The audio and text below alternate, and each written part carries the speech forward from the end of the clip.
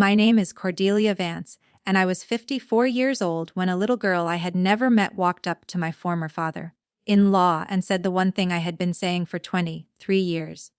The invitation came addressed to volunteer staff, and for 3 days I left it propped against the salt shaker, deciding whether I had the stomach to walk back into a room full of Vances. 23 years had passed since I last stood under that family's chandeliers, and I had promised myself I never would again.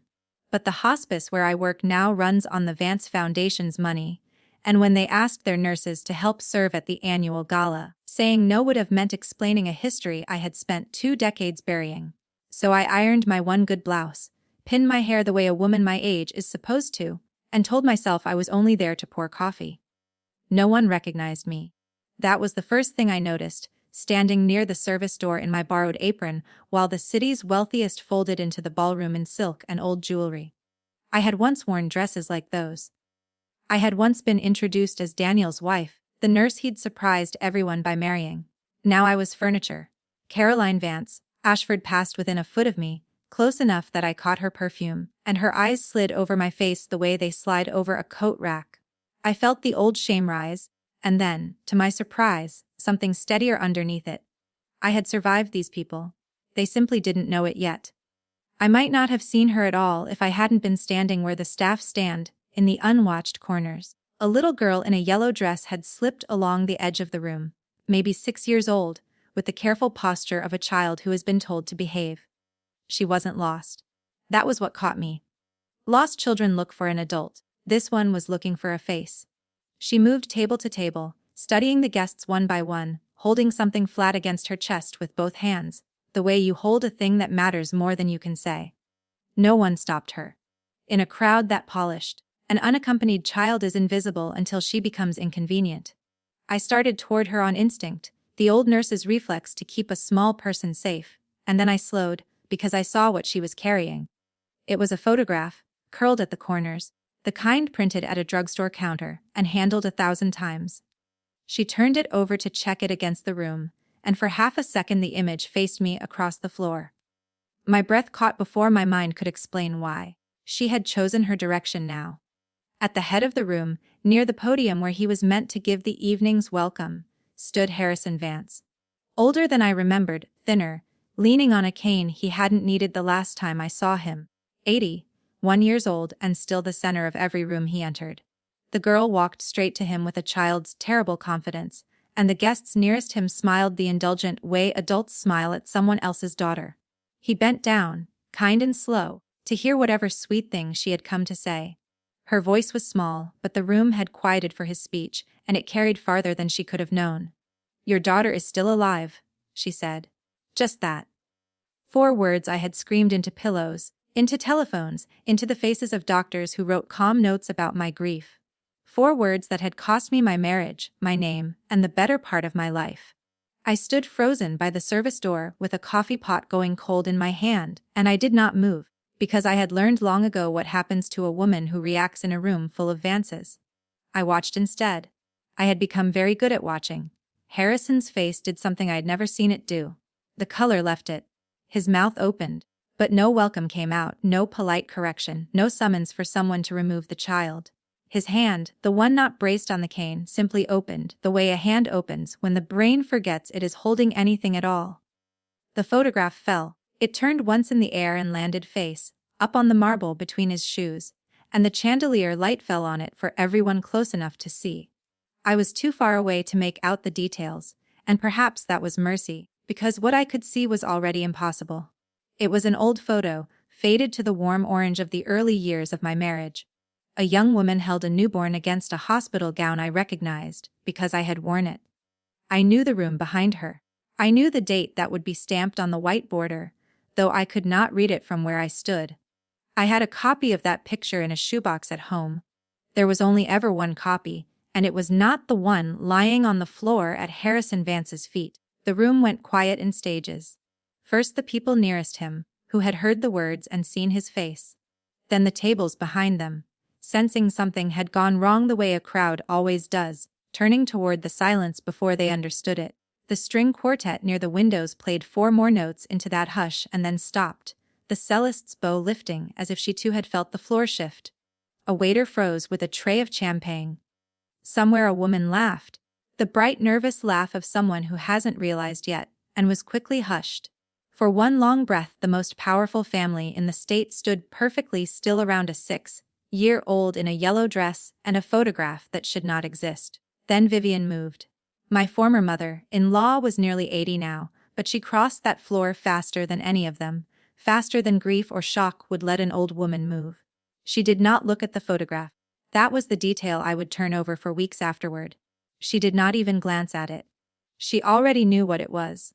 She bent, swept it up before Harrison's eyes could focus, and pressed it flat against her side, and in the same motion she had her hand on the child's shoulder and a smile on her face and a smooth word for the crowd, a lost little guest. Someone's grandchild wandered in. Nothing at all, please. Enjoy your evening. The quartet started again. The waiters moved. The machine of that family closed over the moment like water over a stone. But I had seen Harrison's face, and faces do not lie the way families do. I had seen the child slip out a side door with Vivian's assistant steering her, and I had memorized the shape of her, the yellow dress, the careful hands. And I had seen the one thing they could not gather up and smooth away, the truth, spoken out loud, in front of 200 witnesses, by a little girl who had no reason on earth to lie. For 23 years they had told me my daughter was dead, and I had almost begun to believe them. I set down my coffee pot. My hands, I noticed, were perfectly steady. I would find that child again. I would find out whose hands had pressed that photograph into hers, and why tonight, and what Vivian wanted to hide, before anyone could read the date on the border. But to understand why a stranger's daughter knew my child's face better than my own family ever let me, I have to take you back to the night I first walked into the Vance house, and the woman waiting at the top of the stairs. To understand the woman I became, you have to meet the man who once made me believe I belonged anywhere at all. I met Daniel Vance on a Tuesday in the cardiac unit where I had worked for 9 years. The kind of nurse the doctors trusted with the patients they were afraid of losing. His father had come in with chest pain that turned into a long, frightening night, and while the rest of the family arrived in a flurry of phone calls and demands for the chief of medicine, Daniel sat by the bed and asked me, quietly, what the numbers on the monitor actually meant. Most people from money treat a nurse like a vending machine. He treated me like the person keeping his father alive, because that was what I was doing. He came back every night that week, and we talked in the low voices of people keeping a vigil. I learned he ran the family's charitable foundation, the part of the Vance empire everyone praised and no one respected. I learned he had a way of listening that made you feel like the only honest thing in the building. By the time Harrison was discharged, stable and irritable and already barking orders, Daniel asked if he could see me somewhere that didn't smell of antiseptic. I said yes before I let myself think about who his family was. What I loved about Daniel was not the name or the money, it was that he seemed almost embarrassed by both. He drove a 10-year-old car.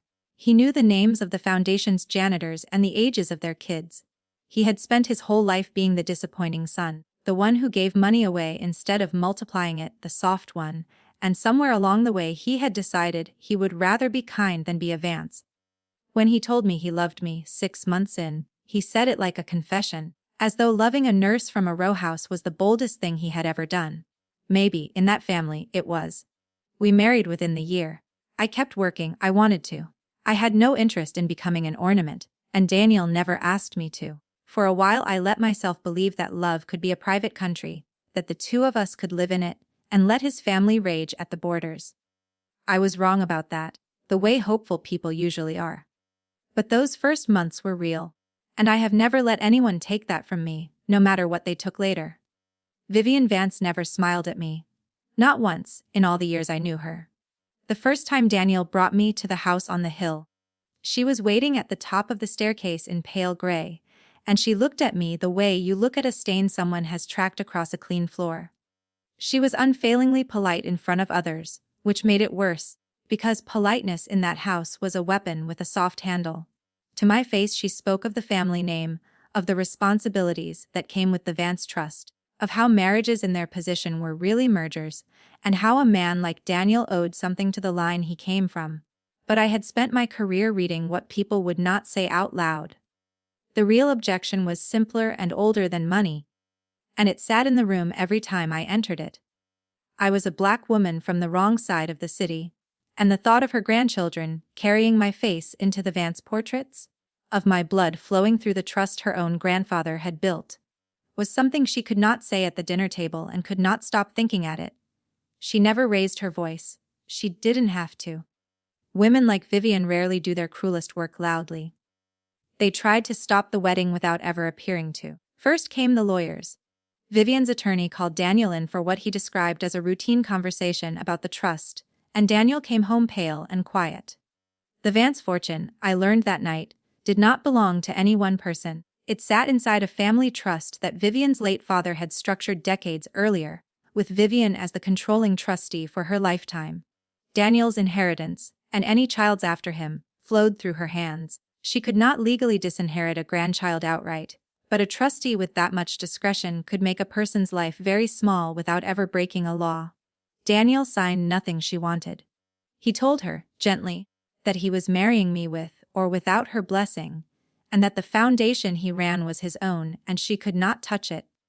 I think that was the moment Vivian decided I was not a phase to be waited out but a problem to be solved. We married on a bright October afternoon in a garden far from the house on the hill. His mother came, dressed in funeral colors, and sat in the front row with her hands folded, smiling that soft, terrible smile for the photographs. I told myself she would soften. People did, I believed then, when grandchildren came, when time wore the edges off old objections. I was 30 years old and still capable of mistaking patience for safety.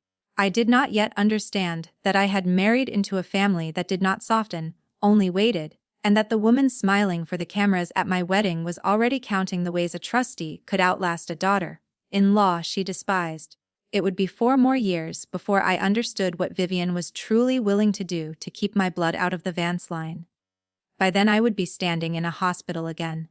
Not as the nurse who saved lives, but as the mother of a child they would tell me had never drawn a breath.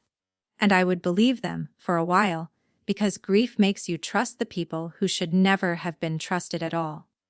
The Vances did not have a family so much as a brand. Everything in that world existed to be photographed. There were the spring galas and the named hospital wings, the foundation galas and the press releases about generosity. All of it arranged so the public saw exactly the family Vivian wanted them to see. I came to understand that in the Vance house, the appearance of a thing mattered more than the thing itself. A marriage could be hollow as long as it photographed well.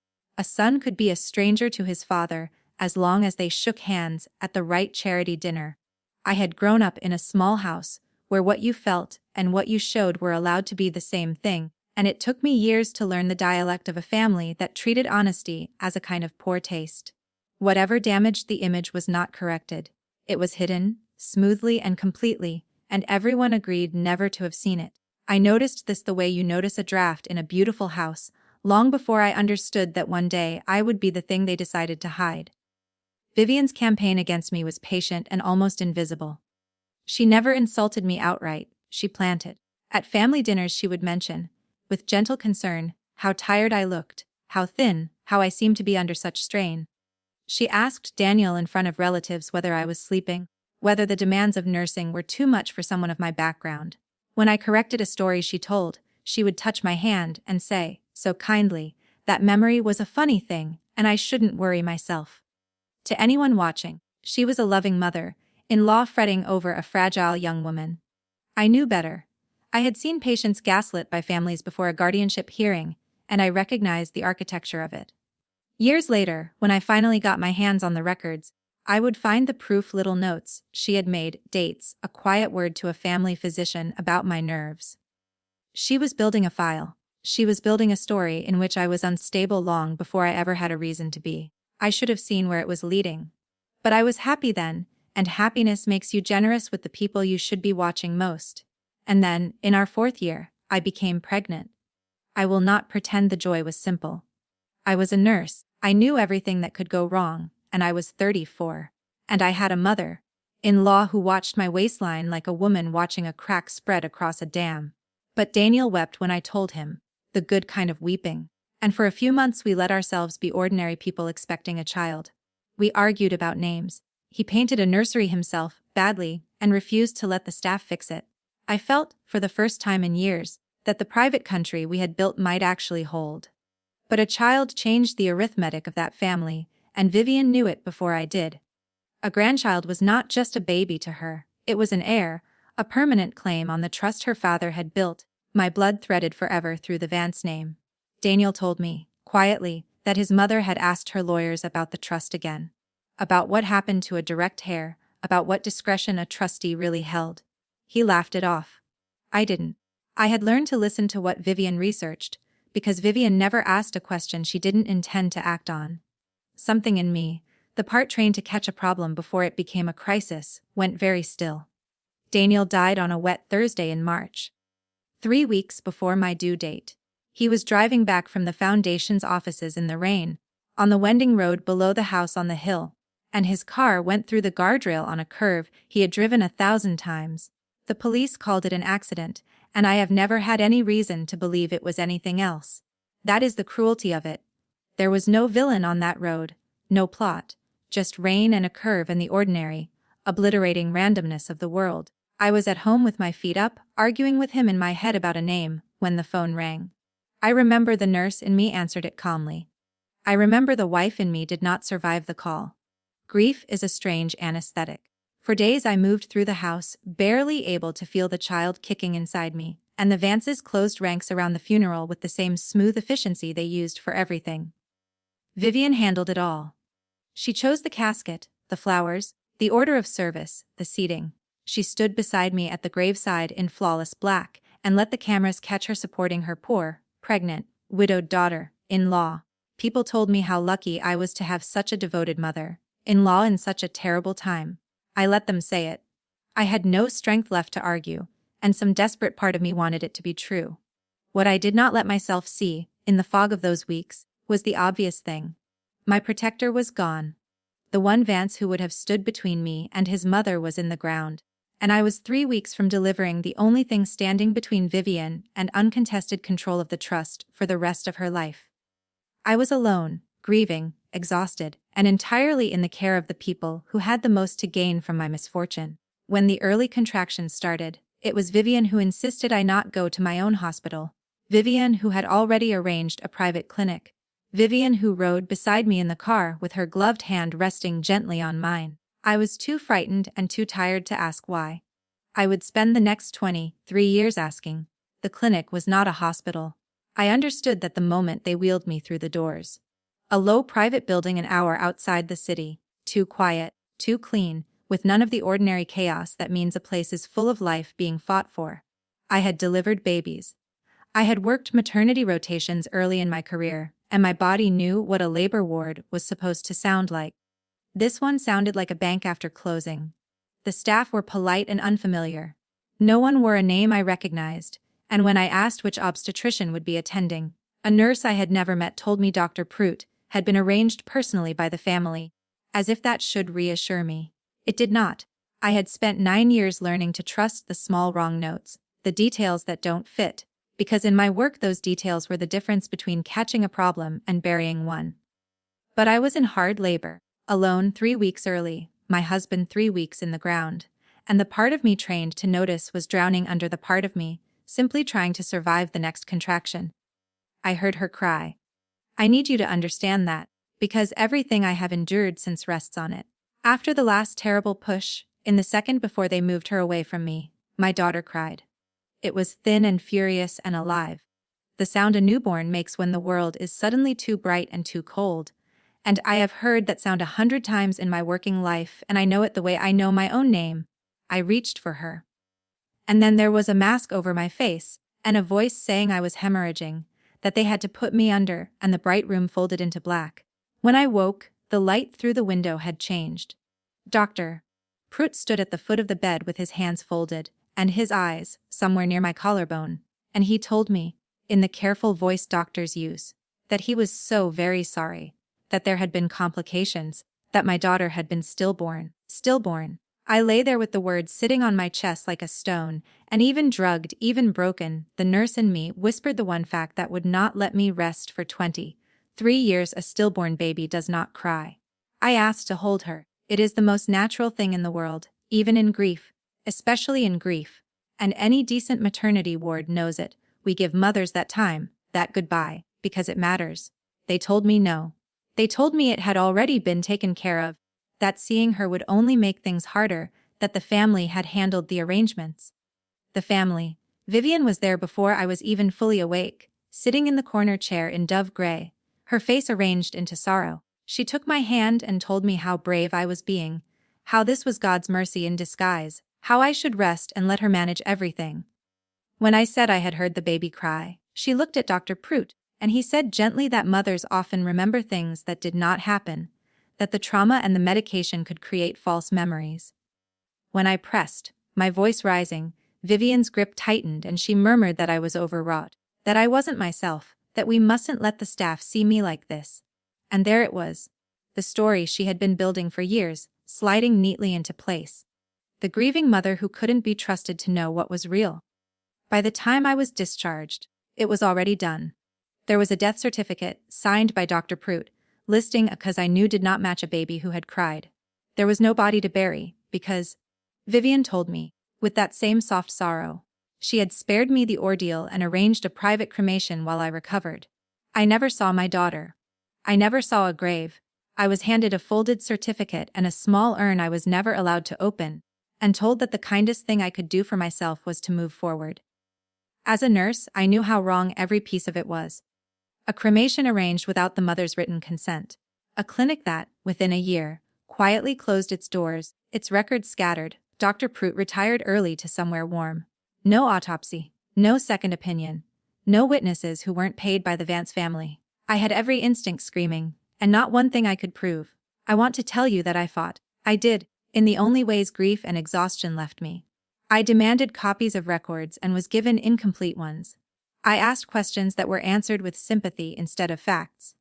I called the clinic and reached a disconnected line. But every door I pushed had already been closed, gently, by someone who had planned this while I was sedated. And the more I insisted that my baby had cried, that something was wrong, that I would not simply accept it, the more the people around me exchanged those careful looks. The looks that say, poor thing, she's not coping. The looks Vivian had been cultivating for years. So I went quiet, not because I believed them. I never had. But because I had learned, the hardest way, that a woman who keeps insisting on a truth no one will hear only hands her enemies the proof that she is unwell. I folded the certificate into a shoebox along with the one photograph I had, the picture of me holding her before they took her, and I waited. I told myself I would find the thread again someday, when I was stronger. I did not yet know that Vivian was not finished with me. The story she had built was not only to silence me about the baby. It was about to be used to take everything else I had left. My standing, my name, my place in the trust, and any right to ask questions again. They had told me my daughter was gone. Next, they would set about making sure no one would ever listen to the woman who said otherwise. For a while, grief was the only thing keeping me upright, and Vivian used it like a blade. The story she had spent years building. The fragile nurse. The unstable girl from the wrong part of the city, the woman who imagined things. Was no longer whispered, it was filed. Within weeks of the birth, a psychiatrist I had never chosen began appearing in my life, recommended by the family, paid by the family, writing in a careful clinical hand about my delusions of a living child, my paranoia, my refusal to accept loss. I sat in his office and told the truth plainly and watched him write down that I was not accepting reality. I understood, with a nurse's cold clarity, exactly what was happening. I had charted patients this way myself, on doctor's orders, never imagining I would one day be the patient whose every reasonable word became evidence of how unwell she was. The more calmly I spoke, the more disturbed they said I seemed. The more I insisted I had heard my daughter cry, the thicker the file grew. I learned that there is no argument you can make against a diagnosis, designed to absorb your arguments as symptoms. Madness, in that family's hands, was not a condition. It was a verdict, and they had already reached it. I asked, once, to see a doctor of my own choosing. The request itself was written down as further evidence of my paranoia, proof that I distrusted the people trying to help me. I learned then that the trap was perfect, sealed on every side. Cooperation proved my illness, and resistance proved it too. Then they came for the trust. I had never wanted the Vance money. I had married Daniel in spite of it. But the trust was not only money. It was the proof of where my daughter belonged, the legal spine of her place in the world.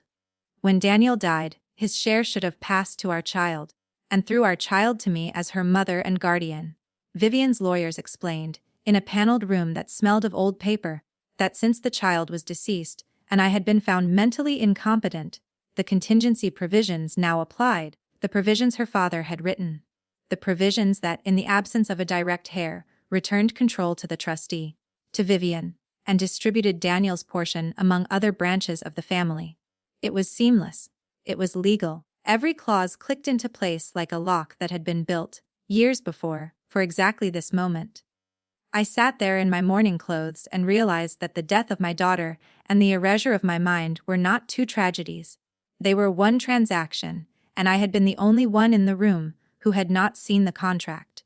I remember asking the lawyers, in a voice I kept very level, who had examined the body that justified the word deceased on their documents. They exchanged a glance and moved on to the next clause, and no one ever answered me. That unanswered question would sit in my chest for 23 years, until the day I finally answered it myself.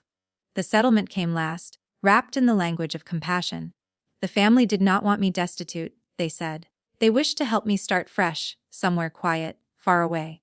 There was a sum, enough to live on modestly, not enough to ever fight them. And there was a document, a non-disclosure agreement thick as a wrist, forbidding me from speaking about the birth, the clinic, the trust, the family, any of it, ever, to anyone, on pain of losing everything they had so generously given. My own attorney, the one I could afford, told me I had no case. No body, no records, no witnesses, a psychiatric file that would destroy me on the stand. He told me to sign. He told me to live. So I signed my silence away in blue ink, and Vivian watched me do it. And for the first and only time in all our years, she smiled at me. It was the smile of a woman closing a ledger. I drove out of the city that same week with everything I owned in the back of a second-hand car. And I did not look back at the house on the hill, because I knew that if I looked I would either break down or turn around, and neither would bring my daughter back. Then came the years, 23 of them. I left the city and the name and the house on the hill, and I became no one in particular. A nurse again, in a different state, in a hospital that had never heard of the Vances. I worked nights. I was good at it, I had always been good at it.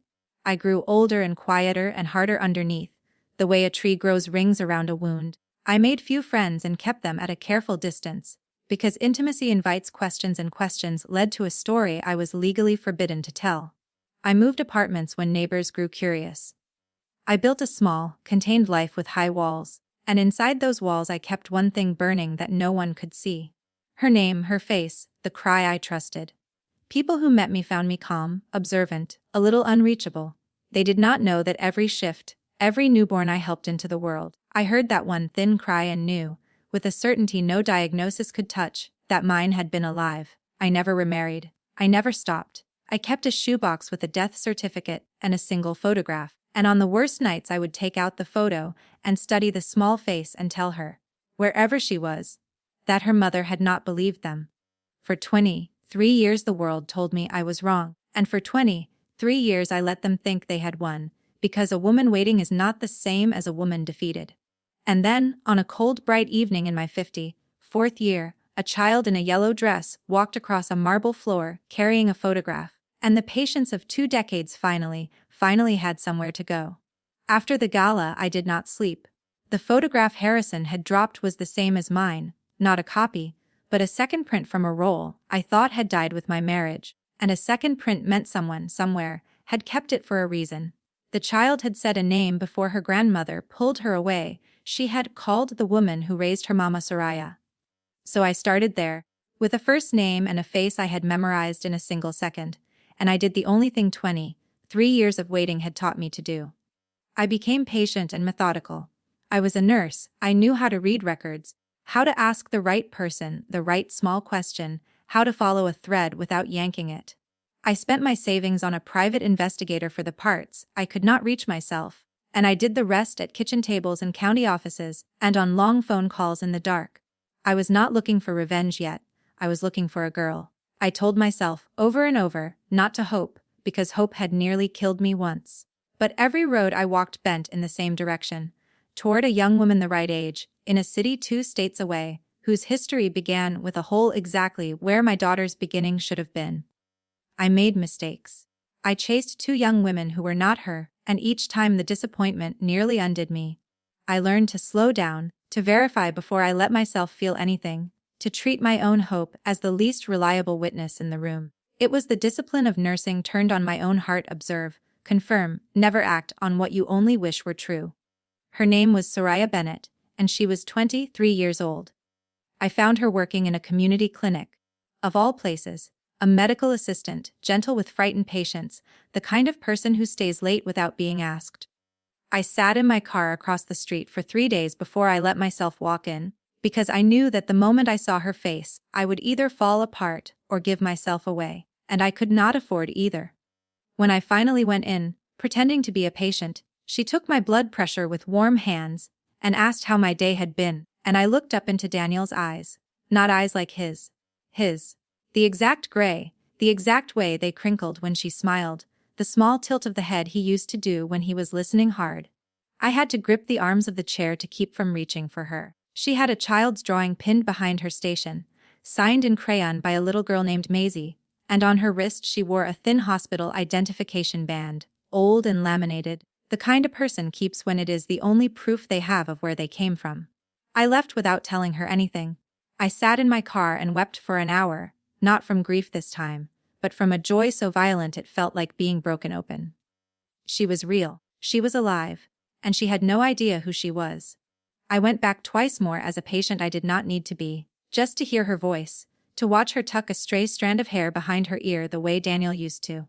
She was kind to everyone, even the difficult ones, even the frightened old men who came in alone. She had been raised by strangers and had somehow still become gentle, and that, more than the eyes, more than the photograph, broke something open in me.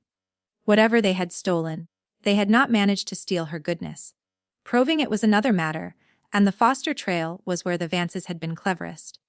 Soraya's records began not at the clinic where I had delivered her, but 3 days later and 40 miles away, in a different county, with an infant girl surrendered anonymously under a safe haven provision, no mother named, no father, no history. A newborn appearing from nowhere, healthy, full term, with no birth record attached. To a caseworker it had looked like a frightened young mother leaving a baby where she would be safe. To me, reading it 23 years later, it looked like exactly what it was: a child being laundered through the system, her origin scrubbed, her trail deliberately started in the wrong place by people who knew that a baby with no past cannot be traced to a crime. The dates were the tell. The surrender was logged 3 days after my labor, 3 days in which my living daughter had been somewhere, held by someone, kept alive and hidden while I lay sedated, and was told she had never breathed at all. I sat with those 3 days a long time. I could not stop wondering where she had been kept, and by whom, and whether she had been held or only stored, a living infant treated as a problem of logistics.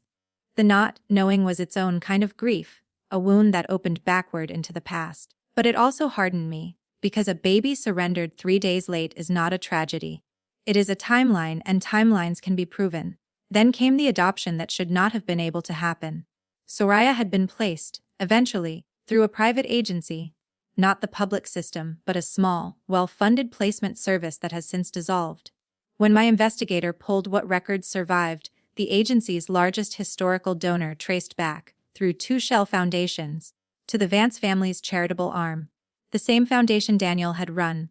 The same money, rerouted to buy a daughter a new name. I found a retired caseworker, an old woman in a nursing home now, who remembered the placement because it had troubled her for years: a healthy infant, a rushed file, paperwork that arrived already completed, and a senior administrator who told her not to ask questions about where the child had come from. She had assumed it was a private matter for a wealthy family wishing discretion.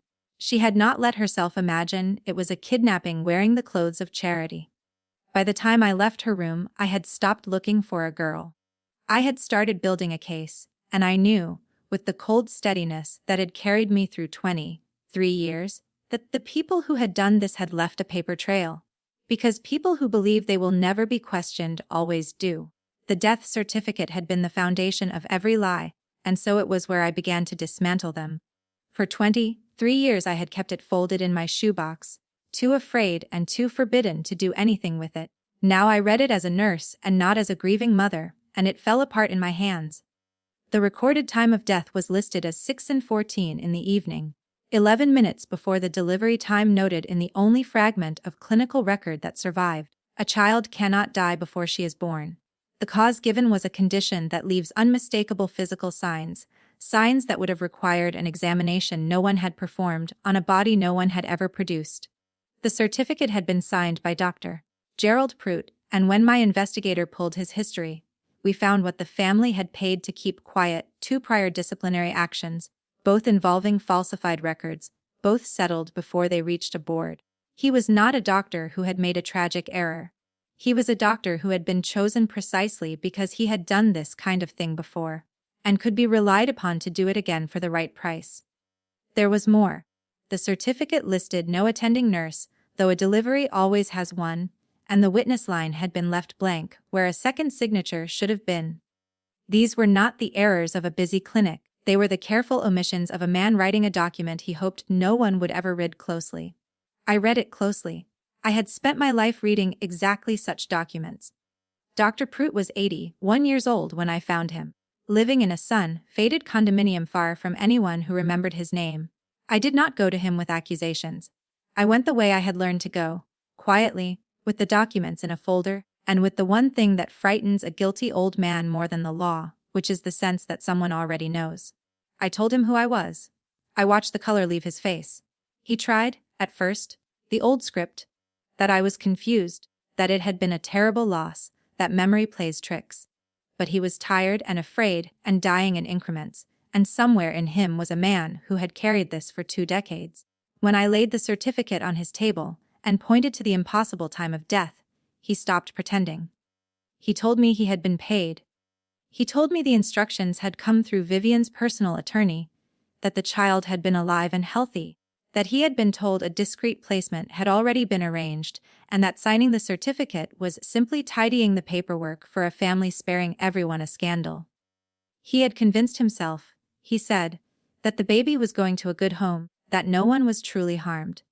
Then he looked at me, at 23 years written on my face, and he stopped being able to believe his own excuse. He asked me in a thin voice what I wanted from him. I told him the truth, that I did not want his suffering, I wanted his signature on a statement, while he still had the breath to give it. He signed. His hand shook so badly that the lines wandered, but he signed, and when it was done he seemed lighter, the way the dying sometimes do when they finally set down a thing they have carried too long. I felt no pity. I felt only that one more lock had opened. The money was the part the Vances could not talk their way out of, because money remembers. My investigator, working with a forensic accountant, traced a series of payments made in the weeks around the birth from an account that Vivian controlled personally. One went to Dr. Prout. One went to the clinic that closed its doors a year later. One, routed through the foundation and a shell entity, reached the placement agency that had given my daughter away. The amounts were not enormous by Vance standards. That was almost the cruelest part. The erasure of my child and my mind had cost less than the family spent on a single gala. But the transfers were dated, documented, and damning, a constellation of small wires that meant nothing apart and everything together. Vivian had been meticulous her whole life. She had not imagined that the same meticulous records she kept to control her family would one day become the rope that held her. For the first time, I had something a courtroom could not wave away as a grieving woman's delusion. I had a trail of her own money, walking from her hand to the disappearance of my daughter. My investigator warned me that money trails like this are often the hardest to use, because wealthy families bury them under layers of legitimate giving, and a clever lawyer can call each payment something innocent. But that was the flaw in Vivian's design. She had spent so many years making everything look like charity that she had never imagined someone would line the gifts up by date and read them as a sequence. Alone, each was a donation. Together, they were a confession written in numbers. And then I found the witness, the one human being who could turn a paper case into a true one. Her name was Ruth Calloway, and she had been a delivery room nurse at the clinic the night Soraya was born. I found her through an old licensing record, retired now, living alone, And when I called and said only that I wanted to talk about a birth in a private clinic 23 years ago, there was a long silence on the line. And then she said, very quietly, that she had been waiting 23 years for someone to ask. Ruth had been in the room. Ruth had heard the cry I was told I had imagined. Ruth had held my daughter, pink and screaming and perfectly alive, while I was being put under, and had been ordered to take the baby out a side door. She had been threatened, paid, and frightened into silence. But she was a nurse, and she had done the one thing a good nurse does when something is wrong. She had kept a record, a private one, dated that night, with the baby's weight and length and the time of a living birth, hidden in her own papers for 2 decades, because she could not bring herself to destroy the only proof that a child she had held had ever existed. She wept openly when she finally told it aloud, not for herself but for me, for all the 23 years I had lived inside a lie she had helped keep. She agreed to testify without my even asking. A nurse who breaks her silence after 2 decades is not an easy witness to discredit, and Vivian's lawyers would learn that the hard way. The last thing I needed, science gave me in 3 days. I arranged, carefully and without yet telling Soraya the whole truth, for a DNA comparison, mine, hers, and little Maisie's.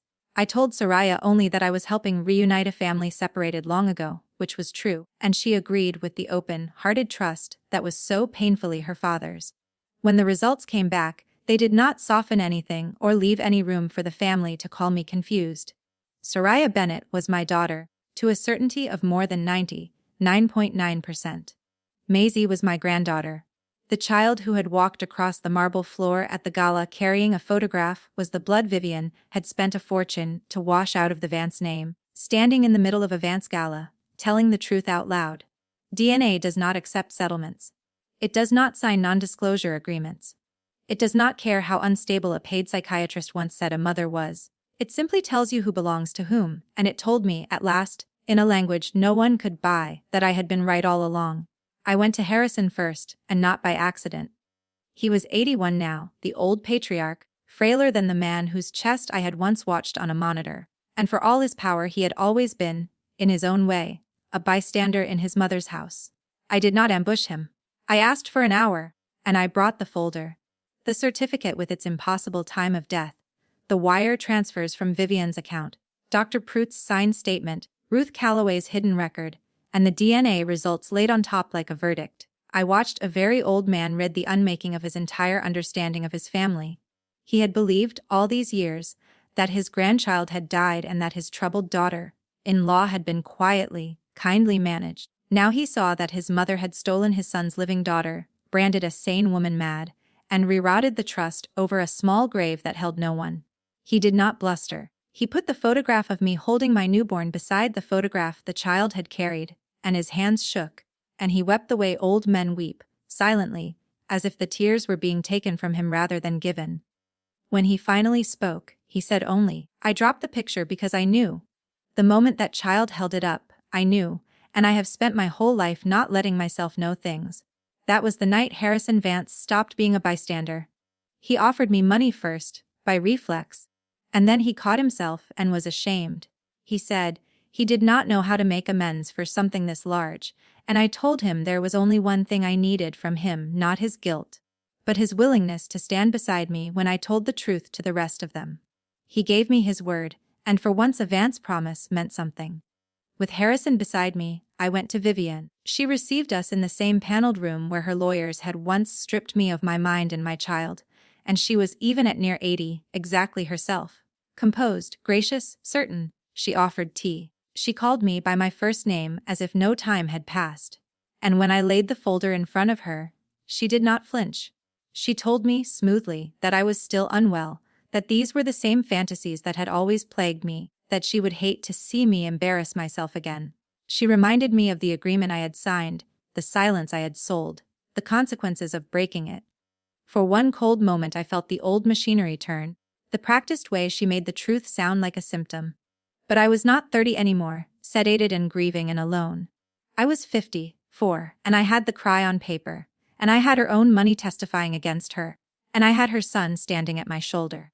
I did not raise my voice. I told her, quietly, that the non-disclosure agreement could not bind testimony in a criminal matter, that Dr. Prout had signed a statement, that Ruth Calloway had kept a record, that the DNA was done. I watched, for the first time in 23 years, the certainty go out of Vivian Vance's face. She looked at the end at Harrison, expecting the reflex of family loyalty that had protected her all her life. He did not give it to her. That, more than anything I said, was the moment she understood it was over. She tried, even then, one last maneuver. She told me, softly, that no court would believe a black woman with a psychiatric history over a family like hers, that the world was built to take her word over mine. For a heartbeat the old fear stirred. Then I realized she was right about the old world and wrong about this one, because I no longer needed anyone to take my word. The evidence spoke in a voice she could not interrupt. The family meeting was something I had not asked for. The family called it themselves, in a panic, when word of what I held began to spread among the cousins and trustees, and the relatives whose comfortable lives sat on Daniel's diverted share. They gathered in the great room of the house on the hill, the room where I had once been looked at like a stain, and they wanted, transparently, to make this go away. To find the number, the arrangement, the quiet settlement that had always made inconvenient things disappear in that family. Caroline Vance, Ashford, Daniel's cousin, who had lived for 2 decades on money that should have been my daughter's, spoke of protecting the family's reputation, of avoiding ugliness, of being reasonable. I let them talk. Then I laid the same folder on the same table and told them, without heat, that there would be no settlement this time, because some things are not for sale, and my daughter's name was one of them. I told them I was not there to negotiate, I was there to inform them what was coming. Caroline's composure cracked then. She began to talk about how she too had been deceived, how unfair it would be to punish people who had only inherited the situation.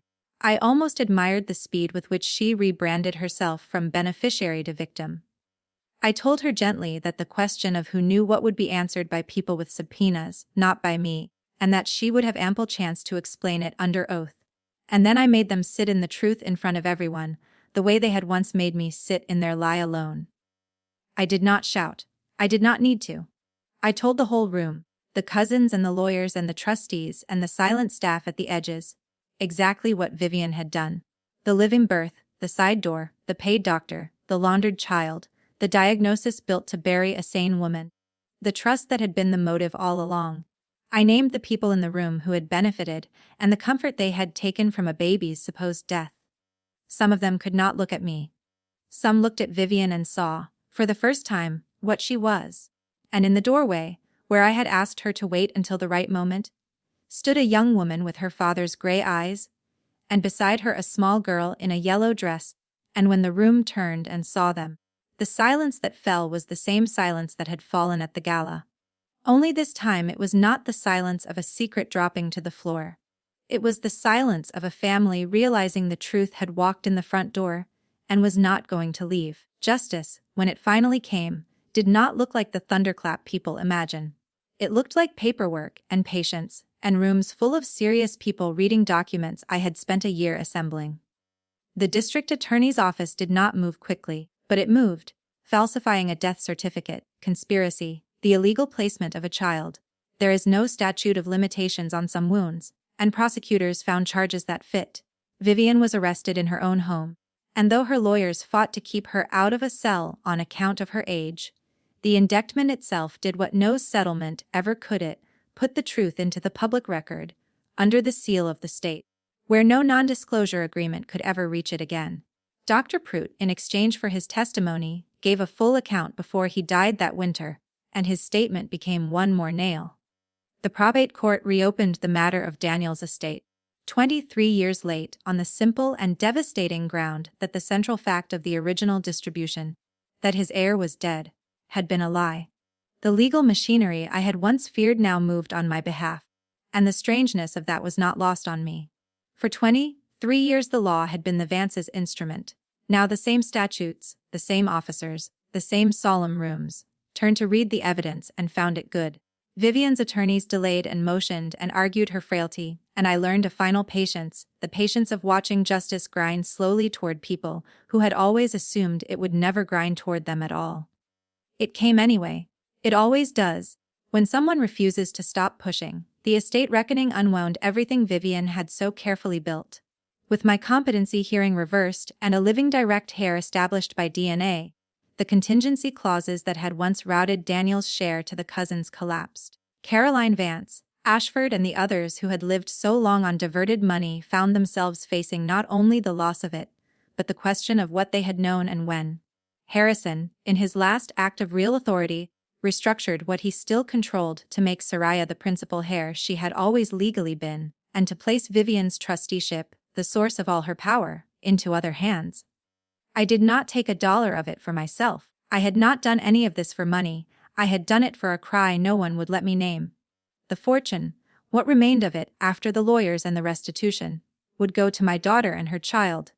Not as charity, not as a settlement, but as what it had always been theirs. I sat with my lawyer Marcus Reed, the night the restructuring was finalized, and he asked me whether it felt like winning. I told him it felt like correcting an entry in a ledger that should never have been wrong. The money had never been the point. But watching it flow at last, to the daughter it had been stolen from, I understood that justice is not only punishment. Sometimes it is restoration, the quiet act of putting a thing back where it belonged before the world bent it sideways. Meeting my daughter, truly meeting her, was the hardest and most precious thing I have ever done. I had imagined it for 23 years, but no imagining survives contact with a living person. Soraya was angry first, and she had every right to be. Not at me, once she understood, but at the sheer scale of what had been stolen from us both. The lifetime of ordinary days we would never get back. We did not fall into each other's arms like the end of a film. We sat across kitchen tables, the way I had sat across so many in finding her, and we learned each other slowly. She had questions I could not always answer. She had a whole life I had not been in, a name that was not the one I would have given her, habits and scars and a daughter of her own. But she had her father's way of listening, and somewhere in the long, careful months that followed, she began to call me something other than my name. I did not rush her. I had waited 23 years, I could wait for that. There were days it was unbearably hard. She would look at me with her father's eyes and ask why I had not found her sooner, and I would have to tell her, again, that I had been told she was dead, that I had searched the only way a silenced woman could. There were days she pulled away, overwhelmed, and I let her, because love that has been stolen cannot be demanded back on a schedule. But she let me meet Maisie properly, and watching my granddaughter teach me a card game at a kitchen table, I felt 23 years begin, very slowly, to close. It was Maisie, in the end, who explained the thing I had never understood, how a 6-year-old had come to stand in a billionaire's gala holding a photograph that detonated a family. Soraya had found the old print years before. Tucked behind the lining of the cheap suitcase, she had aged out of foster care with the one possession that had traveled with her from the very beginning. She had never known who the woman in the picture was, only that someone had hidden it where it would survive, and she had kept it the way you keep a question. Maisie, who missed nothing, had seen a photograph in a newspaper of the Vance family's gala, and had recognized the old man in it, Harrison, from the background of that same hidden picture, where he stood, decades younger, at the edge of a hospital corridor. A child's logic, simple and unanswerable. That man knows the lady in our picture. She had carried it in to ask him. Out of the mouth of a little girl in a yellow dress had come the one question 23 years of money had been spent to prevent. I have thought often about that small act of courage, the way a child who had been told nothing still reached for the truth because it was simply, obviously there. Adults had spent fortunes and decades building walls around it. A 6-year-old walked up and knocked. Maisie did not know she was ending anything. She only knew that a man in a newspaper photo matched a man in the picture her mother kept, and that grown-ups, in her experience, answered questions if you were brave enough to ask. She was braver than every lawyer in that family. I do not believe in easy forgiveness, and I have not offered any. Vivian never apologized. Women like her do not. She grew old facing the consequences of what she did, and I found that I did not need her sorrow to be free of her. What I needed, I already had. I had my daughter's hand learning to hold mine. I had a granddaughter who climbed into my lap and asked me to tell the story of the night she was brave, and I told her, every time, the true one. I had the quiet, enormous fact that for 23 years a whole world had called me mad, and I had been right. I was right about the cry. I was right about my child. I was right to keep the photograph and refuse the silence and wait, even when waiting looked like defeat. They had taken almost everything from me and called it mercy. And in the end, the only thing that mattered was the thing they could never take. The thing a mother knows in her body when no one will believe her. That knowing had cost me everything the world counts as valuable, and saved the only thing the world cannot give or take away: my own child. She was alive. I had always known she was alive. And I was right all along.